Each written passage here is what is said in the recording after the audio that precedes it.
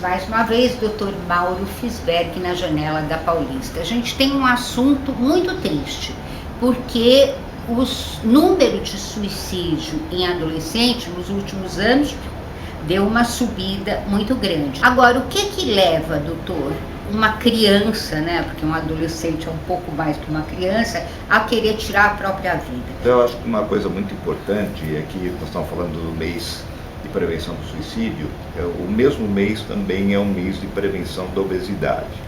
E eu acho que algumas coisas são interessantes porque existe uma somatória de possibilidades e de problemas. Então nós sabemos que o adolescente é um indivíduo em constante transformação, ele está passando por uma fase de mudança corporal, de mudança dentro da família, de responsabilidades, de troca de poderes, de confrontação, e uma série de situações que são bastante complexas para ele. Todos nós passamos por isso, mas alguns de nós passamos com mais dificuldades, outros com menos dificuldades.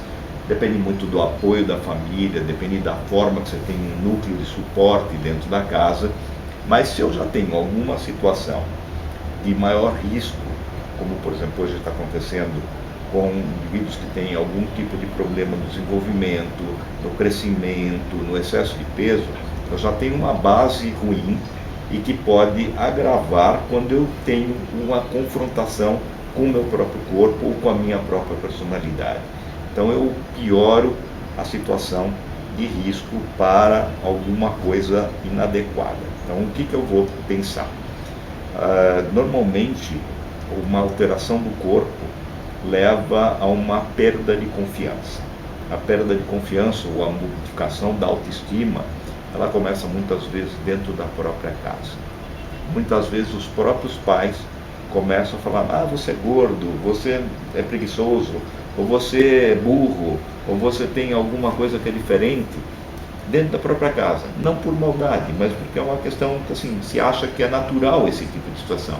E você vai depreciando de uma forma muito importante um indivíduo que já está em transformação, que já não está se aguentando bem com o seu próprio corpo, com a sua mudança, com as suas dificuldades de adaptação. Vamos pensar que nós temos dois adolescentes de 12 anos, um que já tem cara de adulto, e um que é um moleque, que a gente fala brincando que ele é café com leite, que ainda nem começou a se desenvolver fisicamente. Eles têm diferenças, mas eles estão convivendo na mesma classe, ou estão convivendo na mesma turma. Então um pode se sentir extremamente maior, o outro se sente extremamente menor. Isso leva a uma falta de confiança, uma geração de uma baixa autoestima. Se eu já saio de casa com uma autoestima comprometida pelos meus próprios familiares, avós, padrinhos, professores, coisas desse tipo, eu tenho uma maior chance de risco de ter uma situação que me faça pensar que eu não consigo aguentar a minha própria vida, e eu aumento o risco de suicídio. Eu preciso tomar cuidado, né, como fala com as crianças, né, como orienta para se a criança está obesa, para ela melhorar os hábitos alimentares ou a atividade física, né, porque é muito sério esse negócio de adolescente tirando a própria vida, né. E uma coisa que nós temos que lembrar é que os adolescentes que têm excesso de peso quase sempre são frutos de uma família que também tem brigado com a própria família, com o próprio peso. Ou são obesos, ou têm excesso de peso, ou já sofreram uma cirurgia bariátrica. Então é muito frequente que houve uma história inteira de sofrimento com a alimentação, com o próprio corpo dos pais. Isso se transfere para a criança. E a criança começa a se sentir: eu não quero ficar igual, ou eu sou rejeitado pelo jeito que eu sou, e eu começo a duvidar da minha capacidade de aguentar. E aí eu começo a pensar que eu posso sofrer influência de outros aspectos. Nós já brincamos, já discutimos muitas vezes que a criança ou o adolescente ele é influenciado por coisas que ele vê na internet. Se do ponto de vista da alimentação ele segue modismos, por exemplo, para nós muito mais grave é quando ele segue modismos, por exemplo, de tentativas contra a própria vida.